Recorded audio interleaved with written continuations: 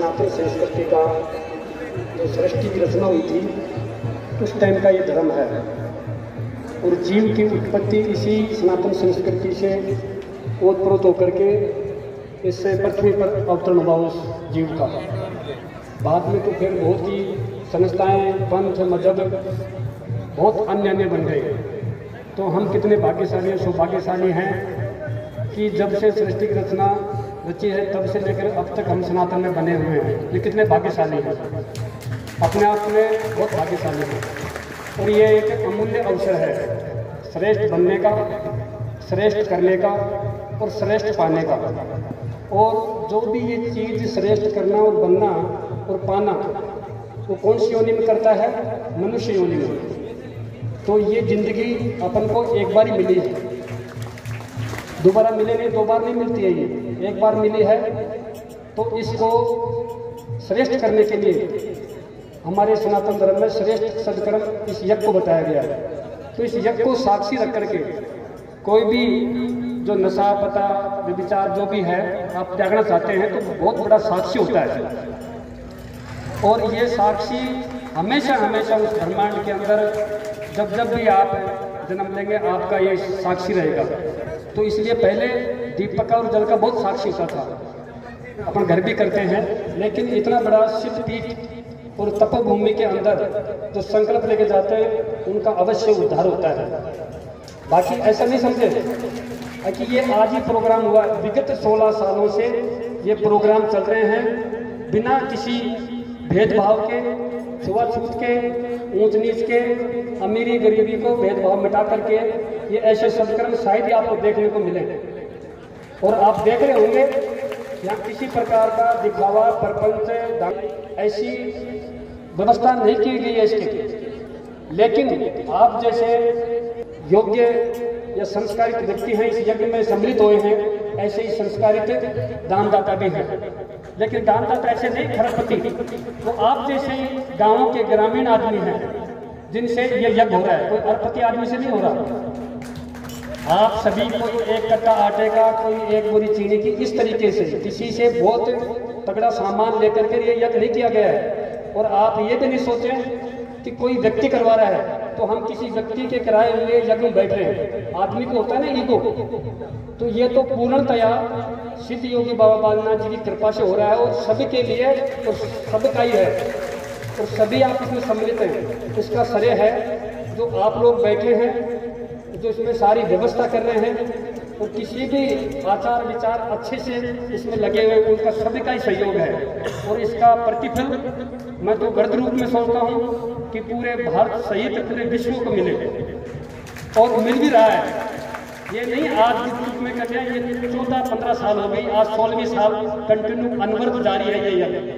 तो कितनी बड़ी कृपा है। नहीं तो पहले लोग सपना लेते थे, बड़े बड़े पटेल, बड़े बड़े पैसे वाले शेठों को इनवाइट करते थे और वो फूले नहीं समाते थे।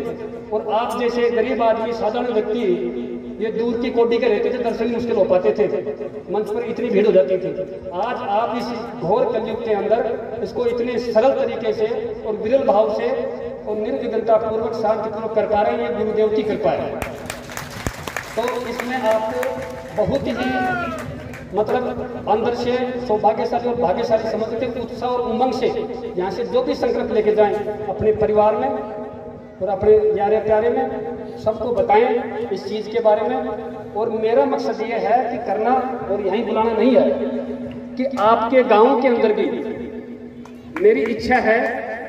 देखो हम सनातनी हैं और हम जो भी चीज़ है, हमारा शरीर प्रभु को दिया हुआ है, ऐसे ही प्रकृति भी प्रभु की बनाई हुई है और उसकी प्रकृति बनाई हुई चीज़ों से हम अपना भक्षण करते हैं और शरीर का पालन पोषण करते हैं। लेकिन हमारे नियम बताए गए हैं वेदों के अंदर, उसको भोग लगा करके। और देखो कितनी सरल पद्धति है, कितना सरल सामान है जो एक आम गरीब के हाथ से उपलब्ध है। फूल, पतासे, दूध, चावल, रोली मोली, ये एक आम आदमी भी खरीद सकता है जो निम्न स्तर का है, जो गरीबी के अंदर। वैसे तो सभी महामानव है, श्रेष्ठ मानव है, कोई छोटा बड़ा से कोई मानव छोटा बड़ा नहीं होता है। यदि मनुष्य योनि में आ चुका है वो किसी भी समाज से है, लेकिन वो महामानव है। उससे बड़ी कृति इस सृष्टि के अंदर कोई रचना नहीं हुई है, तो कोई किसी को छोटा नहीं समझे। ये अपनी दिमाग की कुटिलता है जो अपन भेदभाव को ऊंच नीच करके ये छोटा नहीं बड़ा मानते हैं। मेरे को तो ये बताइए, जो उच्च मानता है अपने आप को और जिसको निम्न मानता है, उसमें एक भी भेद बता दे आदमी तो मैं मान जाऊं उच्च और नीच हो सकता है। मैं मानता हूं उच्च किससे बढ़ता है? शिक्षा से, ज्ञान से, लेकिन उसको शिक्षा से वंचित रखा गया है, इसलिए वो बेचारा उच्च नहीं बन सका है। ऐसी पॉलिसी, ऐसी व्यवस्थाएं हमारी राजाओं के टाइम में भी रही है और गवर्नमेंटों की भी रहती थी पहले, लेकिन अब जाकर के गुरु महाराज की कृपा हुई है। देखो सब चीज जो अपन सोच नहीं सकते थे वो मिल रही है। और हमने 2008 में घोषणा कर दी थी कि कोई ना कोई कुछ ना कुछ जरूर होगा जो देश के बारे में जरूर सोचेगा। और ऐसे आप जैसे प्रबुद्ध लोग सभी सोचने लग गए हैं कि सनातन संस्कृति बचनी चाहिए, जिससे पूरी सृष्टि बचेगी। तो आप ऐसे यज्ञों के माध्यम से संकल्प होकर जाएंगे। और अपना जो भी है, एक आदमी है कि मैंने बीड़ी छोड़ दी थी, सिगरेट नहीं छोड़ी थी, तो बीड़ी सिगरेट में कोई अंतर नहीं है। बीड़ी से ज़्यादा खतरनाक सिगरेट है। वो उसमें जो चेतावनी लिखी आती है बाकायदा, लेकिन फिर भी पीते हैं। और ऐसा नहीं है, नशा तो अन्न का ही बहुत बड़ा होता है। हमारे गुरुजी तो बताते थे अन्न का नशा सबसे बड़ा नशा है सृष्टि का। तो संत लोग इस अन्न को भी छोड़ते हैं। हमारे गुरुजी तो काली चाय पीते थे खाली, और बहुत बाद में उन्होंने चलने करी लस्सी और मिर्ची, हरी मिर्ची, और पूरे 24 साल मौन रहे, जीवित समाधि लेकर के बाहर भी घूमते रहे। ऐसा कहाँ मिलेगा पुण्य प्रताप और ऐसी भूमि कहाँ मिलेगी? तो आप हम सभी बहुत भाग्यशाली हैं कि यहाँ बैठ करके और सभी पर एक दृष्टि के लगा करके गुरुजी ने सभी पर कृपा कर रखी है। पूरे विश्व के ऊपर जैसे कर रखी है, वैसे आम सब पर भी कर रखी है। आप ऐसा नहीं सोचे कि बाबा के शिष्य ही। कौन बाबा? ये बहुत बड़ी ज्योति है और उन्होंने इसको महसूस नहीं कराई। कभी हम लोग बैठते थे 150 आदमी, तो वो कहते थे कि बेटा मैं असली रूप दिखा दूं तो यहाँ जितने भी समाज वाले हैं मेरे जाने के बाद में बहुत भयंकर लड़ाई हो सकती है। वो कहते हैं ये हमारा है, वो हमारा है। और उन्होंने प्रैक्टिकल बताया है, किसी को शायद पता है नहीं पता है, तो हमारी भूलने की जो व्यवस्था है दिमाग की बहुत तेज गति से है कि हम अच्छे अच्छे को भूल गए और फिर अच्छे अच्छों पर आंगली भी उठाते हैं। अभी एक 2012 के अंदर जब सैलाब आया था, बाढ़ आई थी, तो क्या हुआ था? केदारनाथ जी के अंदर मंदिर के अंदर भी आदमी लुप्त हो गए थे, मतलब मर गए थे। इतना बड़ा विकराल उस प्रभु का वो हुआ देखने को मिला, लेकिन उन्होंने अपने ऊपर समेट लिया, पूरे सृष्टि में नहीं आया वो। मेरे लोग बात कहते 2012 में प्रलय होगी, मेरे से भी कई क्वेश्चन करते थे। और विदेशों के अंदर तो पृथ्वी के अंदर खोदने लगे थे जगह। 2012 में जो विदेशी कैलेंडर था वो भी खत्म हो चुका था। तो इनको अभी कुछ भी नहीं पता है। जो इस सनातन में है वो कहीं किसी भी देश की संस्कृति में नहीं है। तो हम कितने अपने आप को भाग्यशाली समझे उतना ही कम है। लेकिन ऐसे सत्कर्म कर करके अपनी संतानों को, अपने वंश को, अपने परिवार को, अपने समाजों का उद्धार करना चाहिए, बताना चाहिए उसके बारे में और करना चाहिए। तो आप, मेरा मतलब ये नहीं है कि मेरे को मान बढ़ाई प्रतिष्ठा मिलेगी। आप देख रहे हो 16 साल से यज्ञ हो रहा है और हमारी व्यवस्था वैसी की वैसी सिंपल है। हम भूल जाते हैं उतर के, आज कल हम भूल जाएंगे यज्ञ किया था कि नहीं किया था, लेकिन दिमाग में रखते हैं अच्छा सत्कर्म करना है, शायद किया कि नहीं किया, करना है तो फिर अगले साल हो जाता है। ऐसे ही आप भी इस भाव पर रखें कि सत्कर्म करना है। और मैंने बताया था कुछ पैसे नहीं लगते हैं आपके। 2 चाय पीते हैं 20 रुपए की, कितने पैसे बनते हैं? बंडर पीता है 30 रुपए का, 25 रुपए का, कितने पैसे बनते हैं? एक नशा छोड़िए, जिंदगी भर इस सत्कर्म से जुड़िए, कितना सस्ता काम है। और आपको और आपके परिवार को, समाज को, पूरा जीवन का उद्धार करेगा ये यज्ञ। और हमारा पूरा संकल्प निस्वार्थ भाव से है। मेरी कौन मान बढ़ाई, कोई प्रतिष्ठा, कोई हम अखबारबाजी, किसी प्रकार का चंदा इकट्ठा या दान पेटी भी नहीं रखी है 16 सालों से। शायद ये भी सृष्टि में पहला सत्कर्म इस गुरुदेव बाबा बालनाथ जी की तपोभूमि से चालू हुआ है ये, कि कोई दान पेटी नहीं, कोई उगाई नहीं है। और जांच भी खूब हुई है यहाँ, लेकिन कुछ मिलता ही नहीं है। जनता से पूछ लो, कार्यकर्ताओं से पूछ लो, बहुत पूछी गई है कि आप कितने पैसे में आए हो आप। ये कुटिलता भी हिंदू धर्म में ही और हिंदू में ही है और किसी में नहीं है। वो जब हमारा और भी समाज है जिनकी आरती उतारी जाती है, कलश चढ़ाया जाता है। जब करोड़ करोड़ की बोली लगती है तो कोई हमने नहीं उठाता है। कोई सब कहेगा नहीं भाई बहुत बड़ा पुण्यवान कर रहा है, बहुत धर्म कर रहे हैं, अपने धर्म को बचा रहे हैं। लेकिन हिंदू धर्म में ये कुटिल विचार है। आम आदमी विषय में कोई आदमी करता है तो सीधी आंगली उस पर करते हुए खुद के ऊपर विचार करता है, तो इससे वंचित थोड़ी है।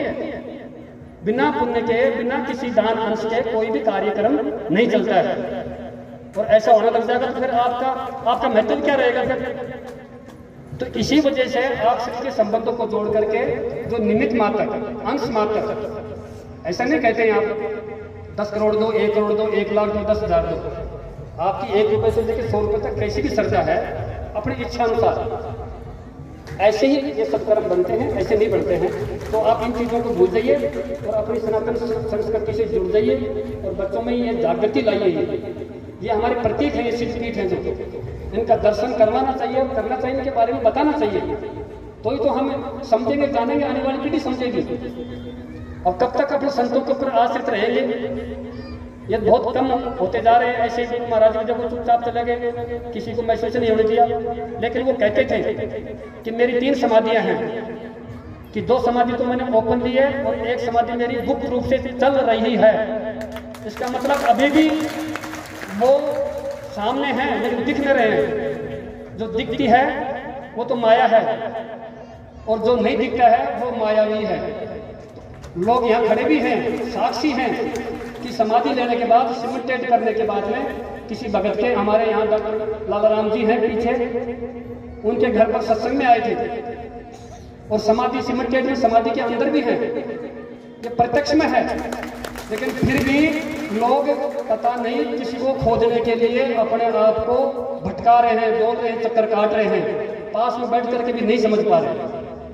तो हमारे इस सनातन धर्म पर जितने भी भाई पंथ और मजहब हैं और कुटिल जो संगठन हैं, उनकी बहुत प्रहार और बहुत चोट खाई हुई है। लेकिन फिर भी इतनी चोट खाने के बावजूद भी आज ये इतना सक्षम है कि आज वापिस उठ खड़ा हुआ है और पूरे विश्व को अपनी ओर आकर्षित कर रहा है।